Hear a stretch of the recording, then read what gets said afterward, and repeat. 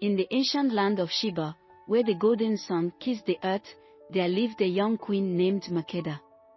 She was known far and wide for her beauty, but even more so for her wisdom and kindness. Makeda became queen when she was just a girl, after her father, the old king, passed away.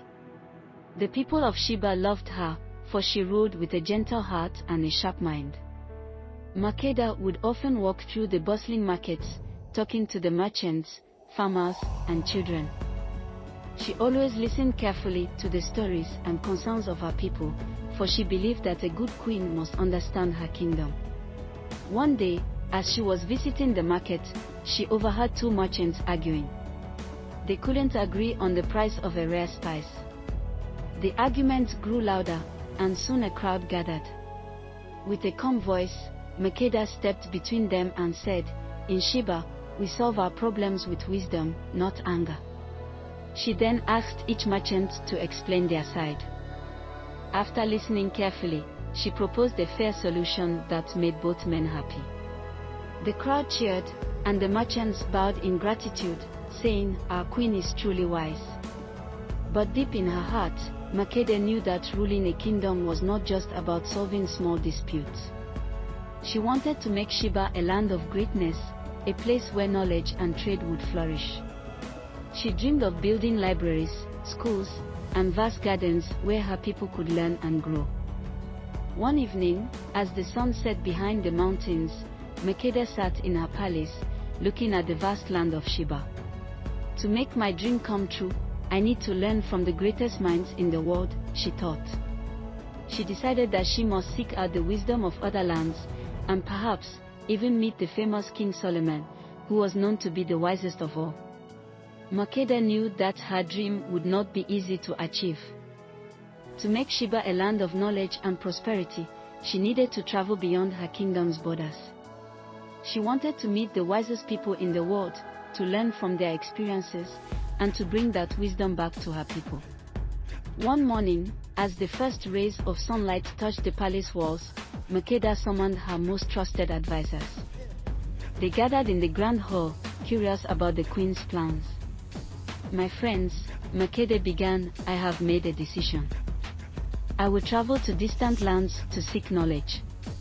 I will meet the greatest kings and scholars, and I will bring back wisdom that will help Sheba flourish." Her advisors were surprised. It was unusual for a queen to leave her kingdom, but they knew Makeda's heart was set on this journey.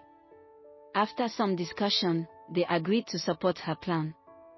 They began preparing for the journey, gathering gifts for the rulers of other lands and organizing a royal caravan to accompany her. As the preparations went on, word of Makeda's journey spread throughout Sheba. The people were excited but also a little worried. They had never known a time when their queen was not among them. Still, they trusted her wisdom and knew she was doing this for the good of the kingdom. Finally, the day of departure arrived. The streets of Sheba were lined with people, all eager to catch a glimpse of their beloved queen before she set off. Makeda, dressed in a stunning gown of blue and gold, rode a majestic white horse at the front of her caravan. She smiled and waved at her people, feeling a mix of excitement and determination in her heart. As the caravan left the city gates, Makeda looked back one last time at the land she loved. "I will return," she whispered to herself, "and when I do, Sheba will be greater than ever before." The journey was long and filled with challenges. The caravan traveled across vast deserts, over towering mountains, and through dense forests. Along the way, Makeda met many people, traders, farmers, and scholars, each with their own stories and wisdom. She listened carefully, learning something new from everyone she met. After many weeks of travel, Makeda finally reached the great city of Jerusalem, home of the wise King Solomon. She had heard many tales of his wisdom and was eager to meet him. As she approached the city gates, she could see the grand palace in the distance, its walls gleaming in the sunlight. Makeda knew that her meeting with King Solomon would be one of the most important moments of her journey. She hoped that the wisdom she gained from him would be the key to transforming Sheba into the land of her dreams. As Queen Makeda entered the grand city of Jerusalem, she marveled at its beauty. The streets were alive with activity, merchants selling exotic goods, children playing in the alleys, and wise men engaged in deep conversations. The city was a place where knowledge and commerce thrived, just as she envisioned for Sheba. The royal guards escorted Makeda to King Solomon's palace. As she approached, she could see the magnificent structure up close, its tall columns, intricate carvings, and golden accents shining brightly in the midday sun. The palace was a true testament to the greatness of King Solomon's reign. Makeda was led into a large hall where King Solomon sat on a throne made of ivory and gold. He was a man of great presence, with eyes that seemed to see right into a person's soul. As Makeda entered, Solomon rose to greet her, a warm smile on his face. "Welcome, Queen Makeda of Sheba," he said in a voice that was both powerful and kind. "I have heard much about your wisdom and beauty. It is an honor to finally meet you." Makeda bowed gracefully. "The honor is mine, King Solomon.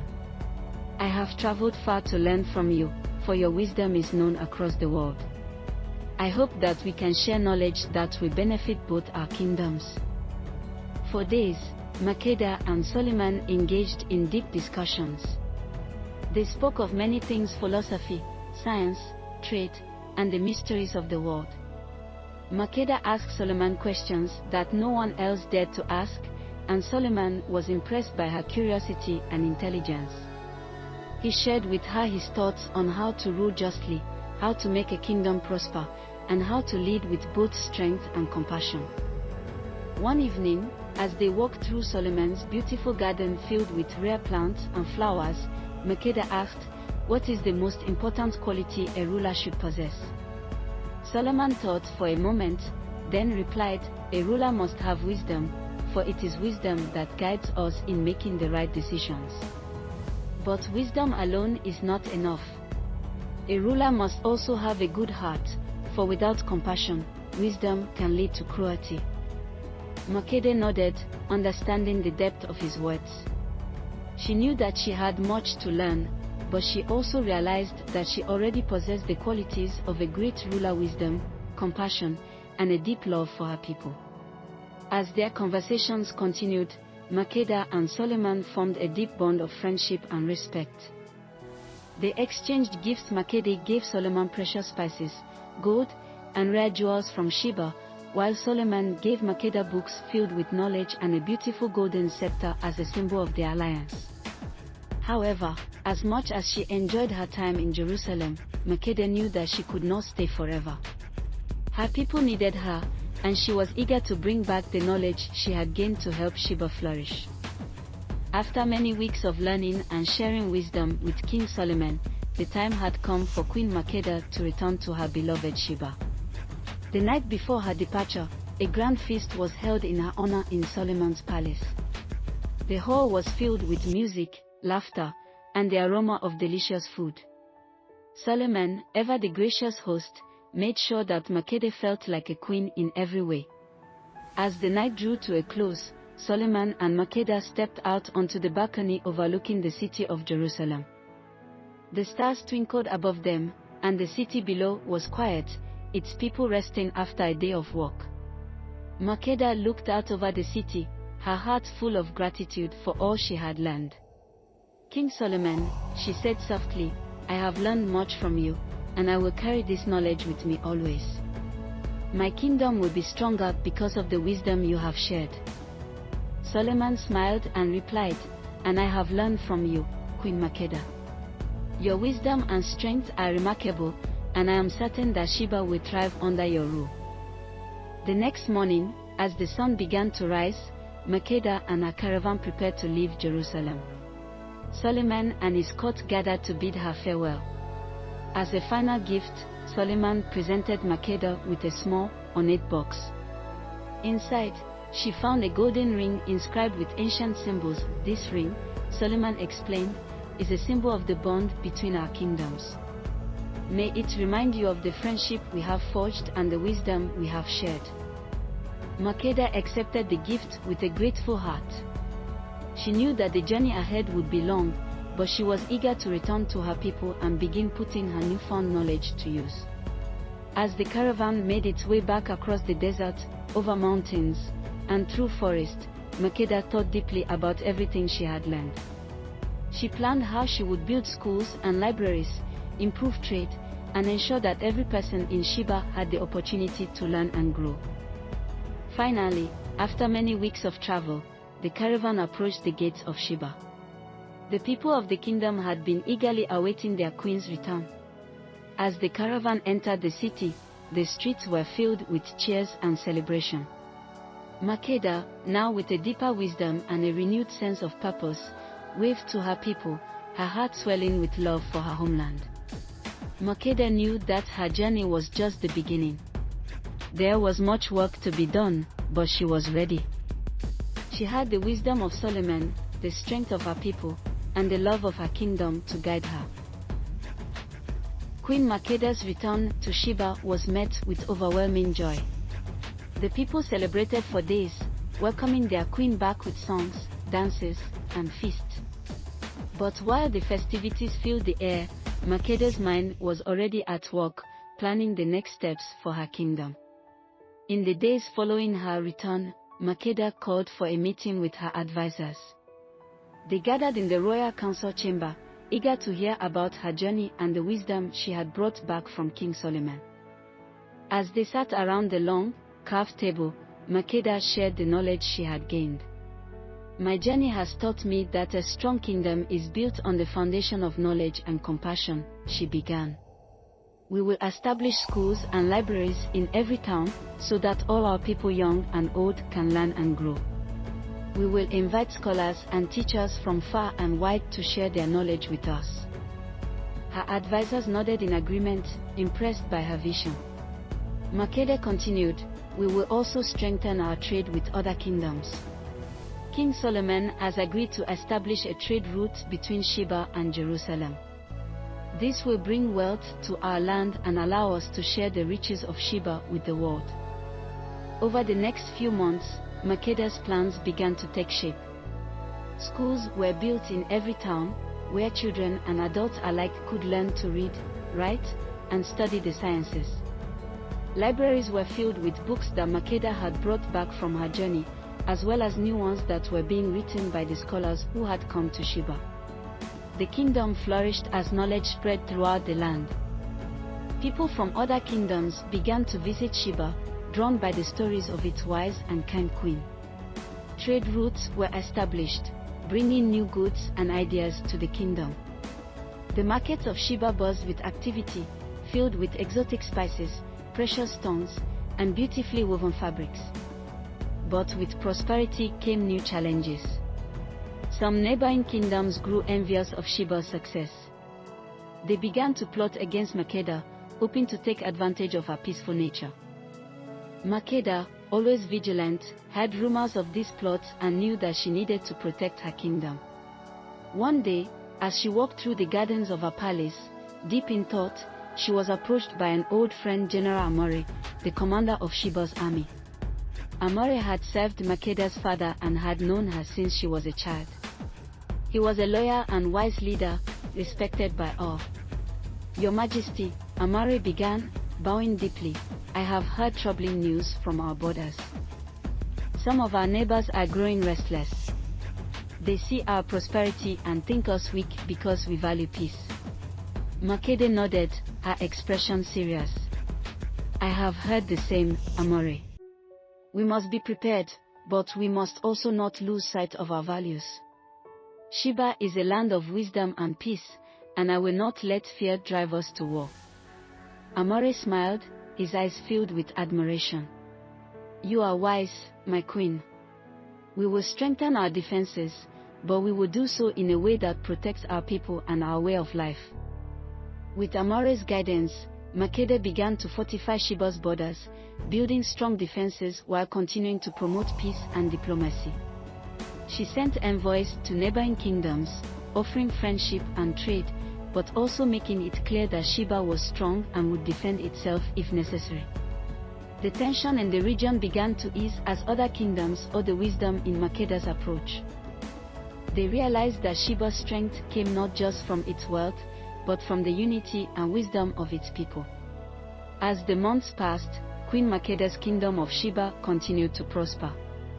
The schools and libraries she established became centers of learning, attracting scholars from far and wide. The trade routes flourished, bringing new wealth and ideas to her people.